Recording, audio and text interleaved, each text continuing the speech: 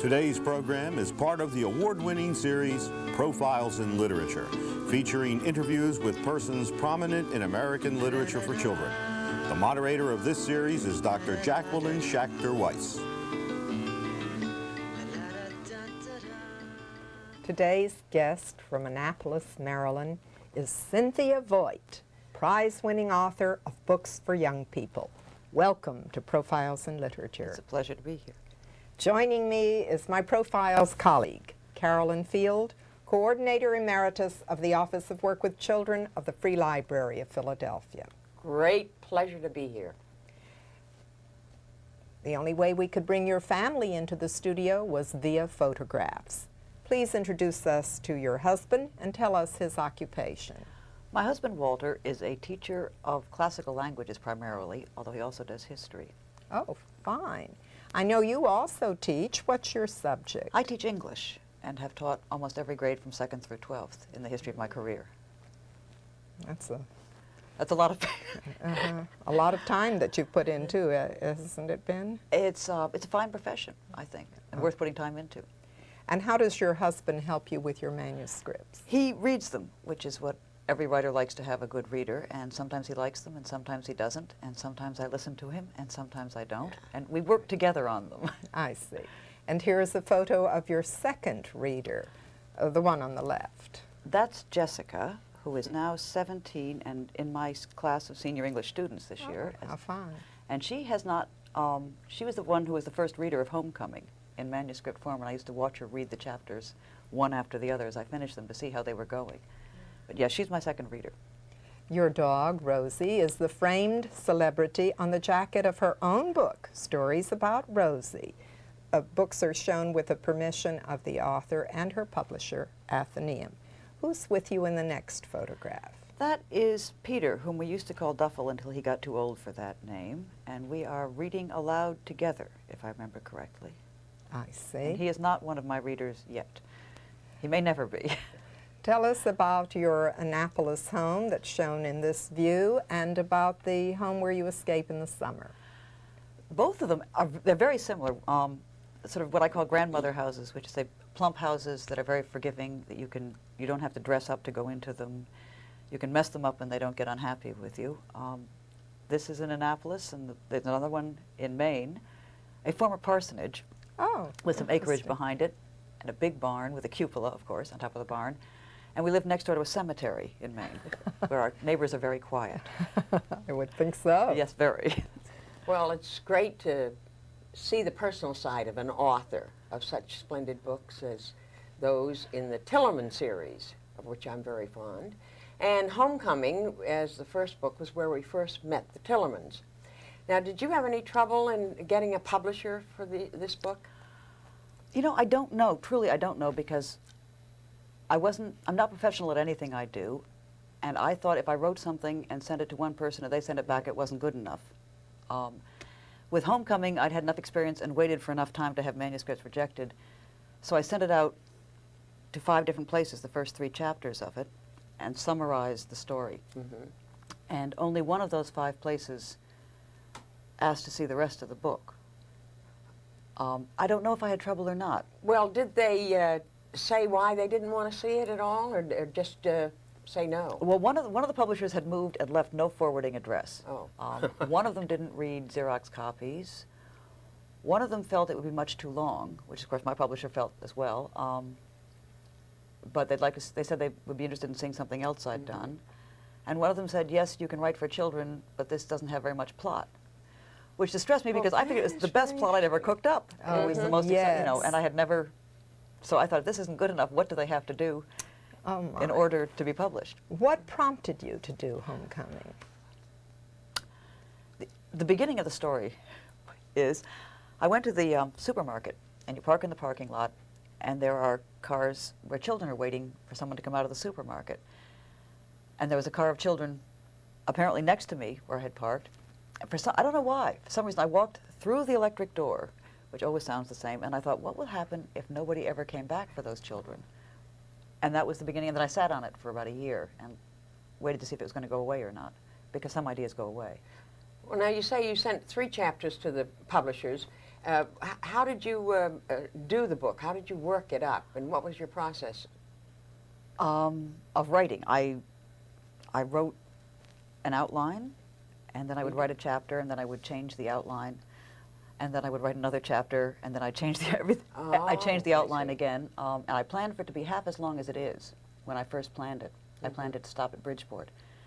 But then about halfway through that process of writing what is now the first half, this character sort of leapt up out of my typewriter at me. I don't know where the character came from, but it was the character of the grandmother, and I could hear what she was saying, and I realized I was going to have to take them even further, so I took a look at the map I was working on and said, okay, they can go down to Crisfield. So that really was the origin of the grandmother. It just came out of your head. It just came out of nowhere, yeah. Yeah. I think she came out of the typewriter. It had nothing to do with my head. Had nothing to do with anybody I had you an knew. outline. You know, I was all set for what I was going to do.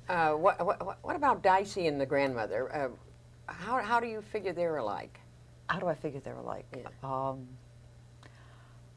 That's funny because I don't They're I don't both really. strong characters. Well, they have character traits in common. The interesting thing is I don't. When I'm writing something, I don't think analytically about it the same way I do when I'm reading something or teaching it. So I know they are alike, and I know when they're saying things that I think are true to them, and it's perfectly clear that they're very similar. And you can name the qualities, but it's not anything I've ever thought of. They just are what they are, and they sort of echo each other.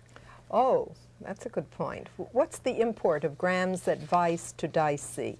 Reach out, hold on, and let go. I think it's very good advice. It's very good advice that, as Graham herself says, you can't really tell when to apply, but it's good advice to listen to and to know that's what you're dealing with. That's what I understand it to be. And it's the refrain that's echoed more than once. Yes, it's the structural basis of Dicey's song, as I see it. Your homecoming to sequel, Dicey's Song, was the 1983 winner of the Newbery Medal. I remember that, yes. Oh, stupendous. In your Newbery acceptance speech, you reveal that you sent the manuscript to the publisher with a letter saying, I don't know that you will want this. Why were you hesitant? Well, I'm always hesitant anyway. When I start writing something, I'm in love with it, and as I'm writing it, I think maybe it's going to be as good as I hope it might be.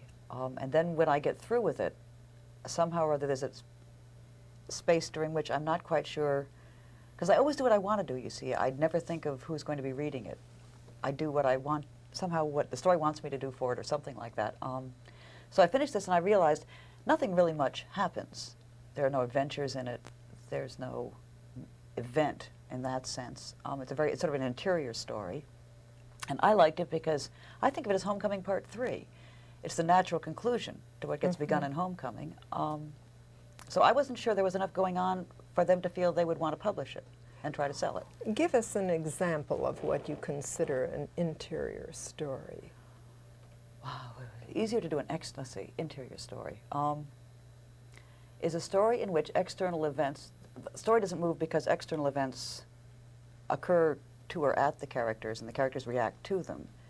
It's a story that keeps its energy, motion. Its motion comes from the character, him or herself.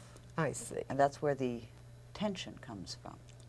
The thoughts often. Right. Rather than going an episodic adventure story. Right. I think. When your son was only 5 years old, tell us how he broke the news to his grandmother that you were going to Chicago to receive the Newbery Award. Yeah, we were going out for dinner to celebrate because they had called us up the night before, and we invited my husband's mother, whom we call Oma, to come have dinner with us and celebrate. And we were in the car driving along, and Peter leaned forward from the back seat to speak to his grandmother, and he said, Oma, we're going to Chicago, which is not where we were going. We're going to Chicago. And she turned around and said, oh, because she already knew this. And he said, yes, because my mommy won the Blueberry Award. Wonderful. Yep. After getting the Newbery, you continued your winning streak with a 1984 Newbery Honor Book, A Solitary Blue. This traces the childhood of Dicey's boyfriend, Jeff Green. Why did you have the mothers of both Jeff and Dicey desert them. Oh, that's interesting. I don't think of Dicey's mother as having deserted them. I think of her as simply having been inadequate to the occasions that were put upon her. She didn't desert them, in fact, as long as she could stand not to. And I was worried at the end of that one, you see, that I had these fathers being incredibly irresponsible. So I thought, okay, wait a minute, here we go. And I had the mother desert the boy, and the father stay. Because it seemed to me it's not merely that women aren't the only ones who hang around and men aren't the only ones who take off and vice versa. I see. So it seemed much more fair-minded to have a heroic father. I see. Well, perhaps Dicey, who always speaks her mind, says what she thinks, is attracted to Jeff, and Jeff is attracted to her because his mother always tells lies. And he appreciates this speaking out. Yes, yes. I'd like to talk about one of my favorite books that you have written called The Runner. The Runner, yes. And in that we meet Dicey's uncle, Samuel, who's called Bullet, who's a track star, and who is a definite loner. Now, is there anything in your own background that would cause you to write a book about such an individualistic loner? I thought you were going to do the track star, and I was going to deny it. No, I absolutely. fooled you that time. Well, I don't know. I feel like I'm sort of schizophrenic, and half of me is a born nun or hermit of some kind, right? And the other half, I'm very happy with my family life, so that I clearly have a tendency in this direction, and I have a feeling that if I could just be quiet and solitary long enough, I could really do some good stuff. It's the kind of character I admire, and I think it's, what Bullet has is integrity, and that's not a very comfortable shirt to wear, and I really admire people who wear it, and it gets you into trouble, and it makes life harder on you, and people who have that much integrity generally are not as warmly received as people with more flexible. But he's a good role model. I think so. I think so. It has, one of the reviewers in a London paper said he was a character you couldn't help but admire, but he was a disastrous role model. And I sort of thought, wait a minute, here's the most noble creature I've ever made up. Right.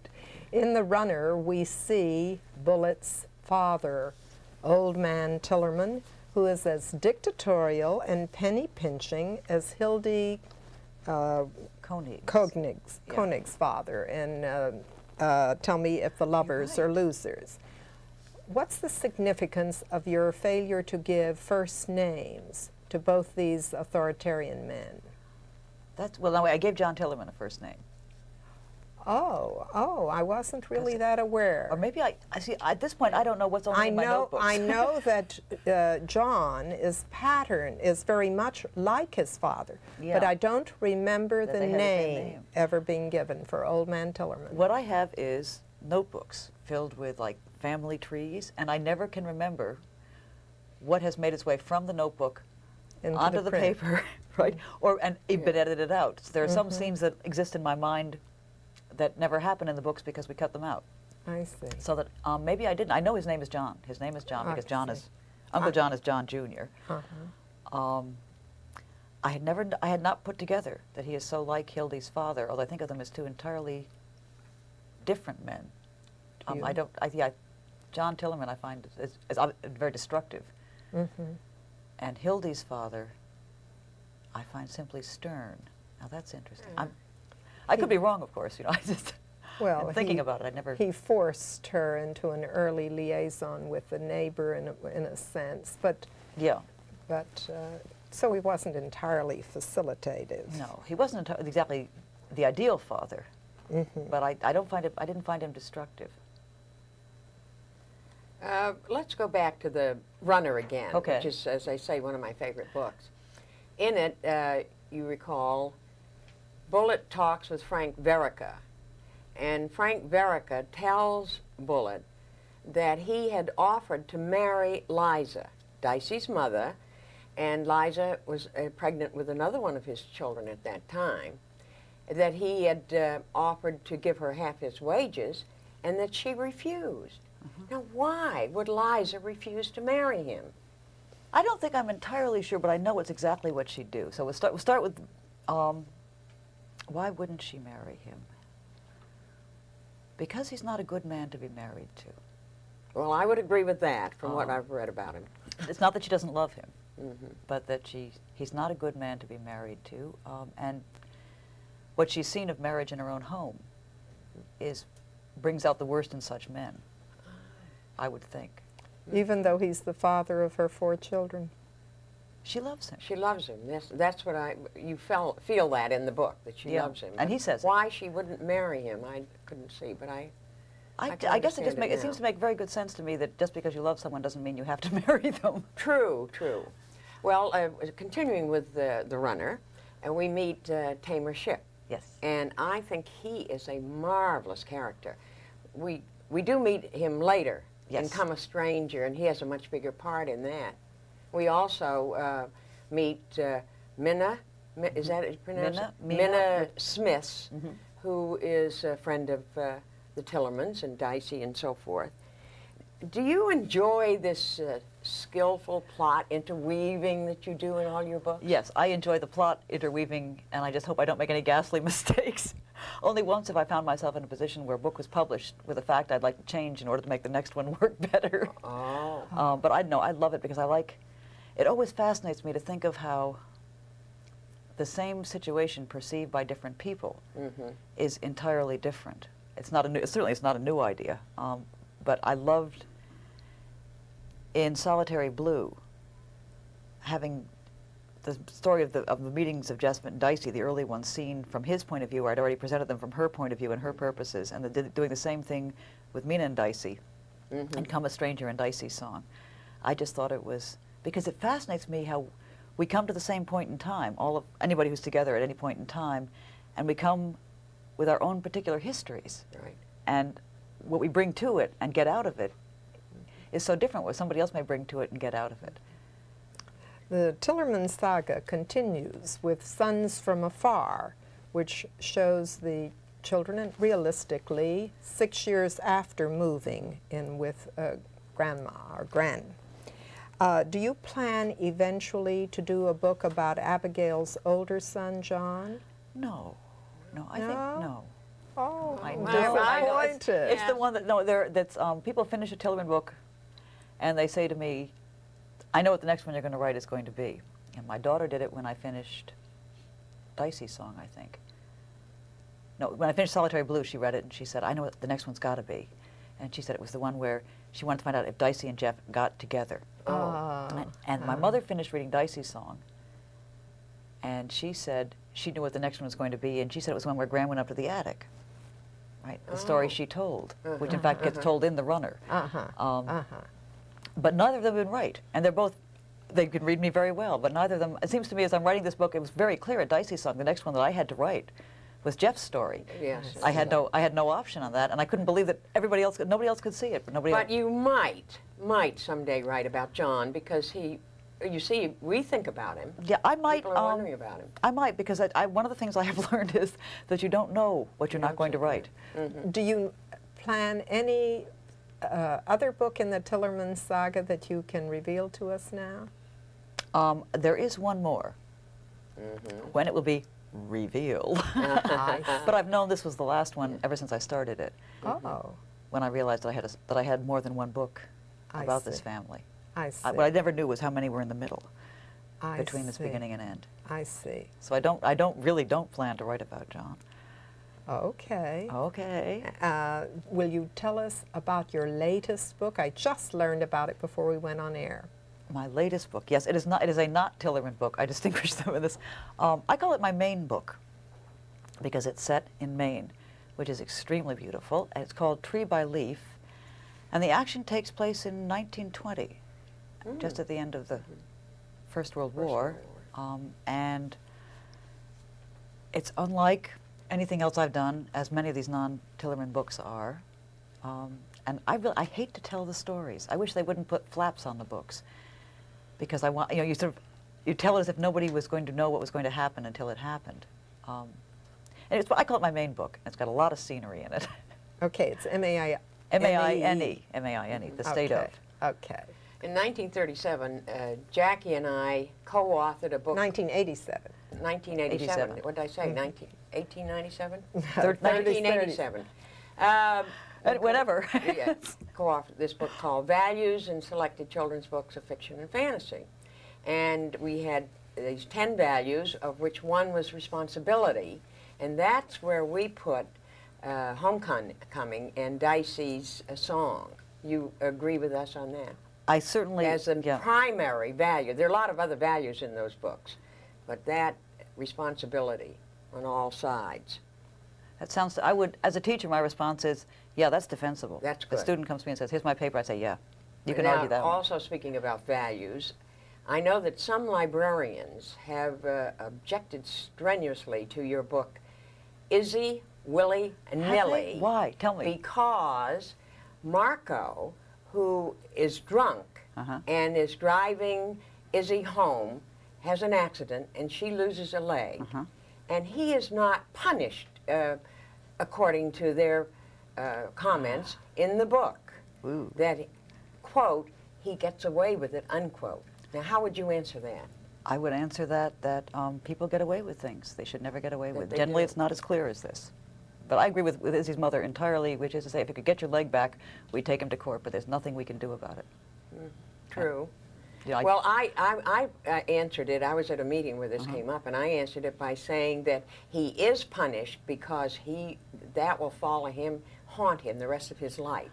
And there's nothing he can do about getting rid of it because he hasn't been punished. That's Publicly. horrible. That's horrible. One of the Yeah. books I've thought of writing, as a matter of fact, is Izzy's story from Marco's point of view in the first person, because I think he's such an unattractive character. He certainly is. Yeah, and I like him so little. Yeah, well, they didn't like him either, but No, he seemed to be no, getting yeah. away with it. Isn't that interesting? That would be a protest. Yes. And these are Maryland librarians, by the way. It doesn't surprise me at all. People never surprise. Well, no, almost never surprise me. Well, they probably wouldn't say that to you. I know, they should, you know. Another book that I liked very much was Building Blocks. Yes. And have you had any reader response for that book, which is most unusual? Yeah, I get letters. I get letters fairly regularly, and a number of them. Well, Building Blocks has been put on a number of state contest lists, like the Sequoia. Oh, good. So it Really? turns up on a lot of those lists. Good. And it's read by 5th grade, 4th grade students on this, as far as I can tell from the letters I get, who are not your most articulate bunch. That's right. Right? Boys, letters from boys are often about building blocks. I just think it's it's a quiet book, and it works, I think. Well, it's almost a fantasy in that the boy goes back in time and becomes a friend of his father as a child. Maybe children would like to know about what their parents were like when they were their age. One of the things, as a teacher, I thought, having finished this book and looking at what I'd done, was, boy, would that be fun to use in a classroom and have for a writing assignment. Because as a parent, I'd love to have my kids look at me and say, wait, you were once a short person. What, just that kind of guesswork, rounding out the character of the person you have to deal with. So as a way of thinking about other human beings. Interesting. It really appealed to me. And I've been in those caves, and I have. I think it would be better with the younger children. And you say you're teaching older children now. So. Also, one can't teach one's own books. It's so tacky. It just is not done. How do you work with your editor? How do I work with my editor? We seem to work. We're okay, always interested to know how an author and an editor work together. We seem to work okay together. She is not. She's very soft-spoken, low profile.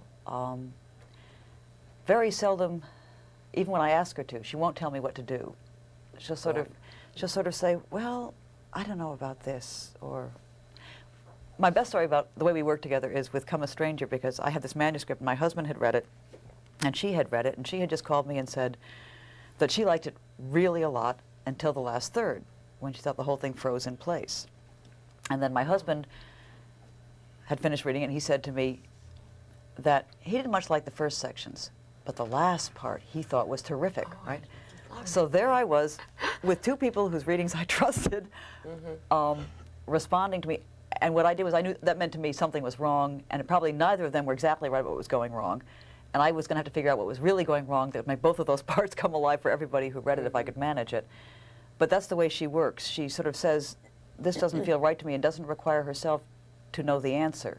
I see. Did you rewrite any of Come a Stranger? I usually rewrite. I've rewritten almost everything except Dicey's song. I see. Sometimes it's just refocusing, like a camera tuning, and it doesn't really mean that many words. Sometimes, as with Tell Me That Lovers Are Losers,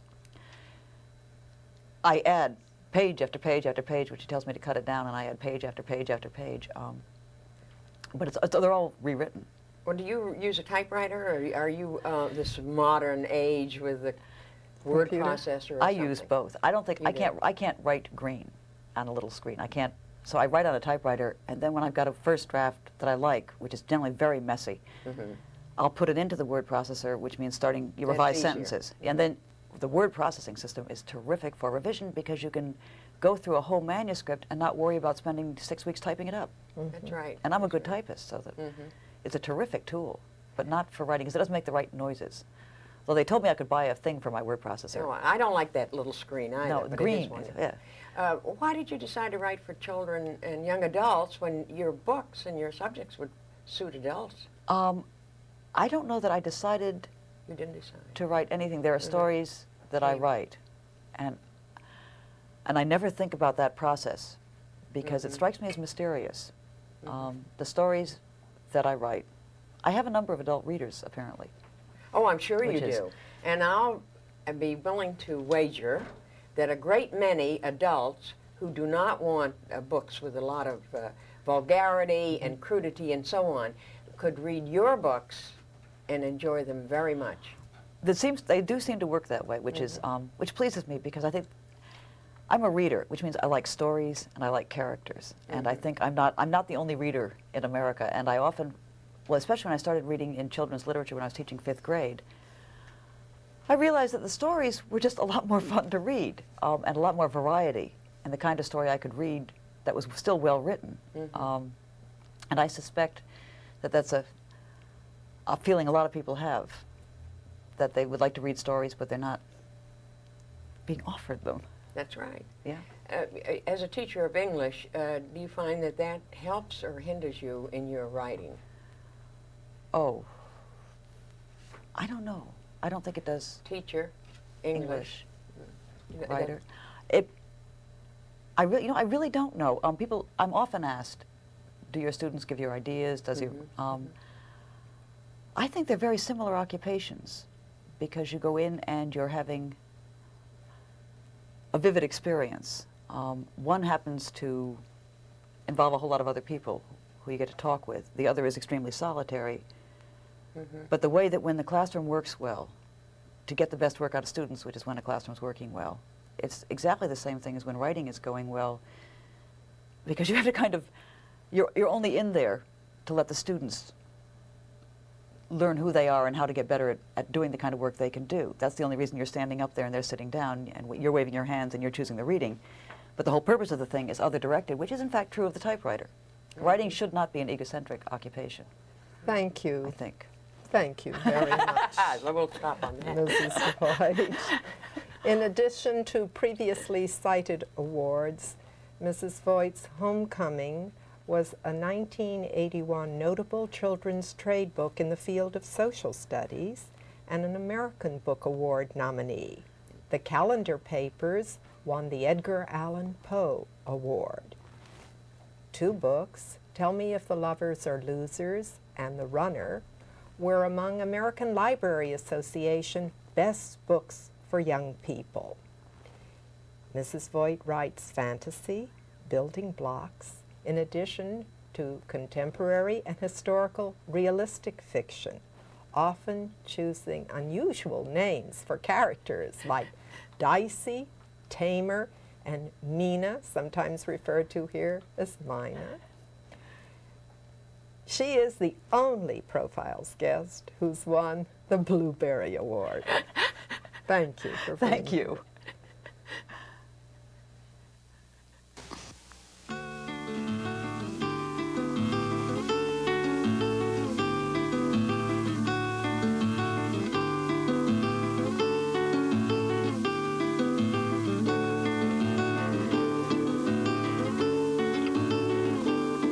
La da da